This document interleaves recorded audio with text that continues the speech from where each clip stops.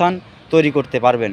তাছাড়া এই গণ অভ্যুত্থান ছাত্র আন্দোলনের বদনাম করে আপনি কখনোই আপনার অবস্থান তৈরি করতে পারবেন না। তো রাশেদ খান ভাইকে আমি একটা কথাই বলবো যে আপনি এই গণ অভ্যুত্থানের মাধ্যমে ছাত্র আন্দোলনের মাধ্যমে সারা বাংলাদেশে পরিচিত পেয়েছেন, কিন্তু এখন এই গণ অভ্যুত্থান এবং ছাত্র আন্দোলনের বিরুদ্ধে কথা বলে, এসব নেতাদের বিরুদ্ধে কথা বলে আপনি কখনোই সারা বাংলাদেশে কখনোই ডেভেলপ করতে পারবেন না, কখনোই রাজনীতিতে ডেভেলপ করতে পারবেন না, রাজনীতিতে কখনোই ফেমাস হতে পারবেন না। এদের বদনাম করে আপনি নিজের অবস্থান কখনোই তৈরি করতে পারবেন না। সেহেতু আপনার নিজের অবস্থান তৈরি করার জন্য আপনার অবস্থান থেকে আপনি আপনার ব্যক্তিগত বক্তব্য দিয়ে রাজনীতির প্রেক্ষাপটে রাজনীতির স্থান তৈরি করতে পারবেন।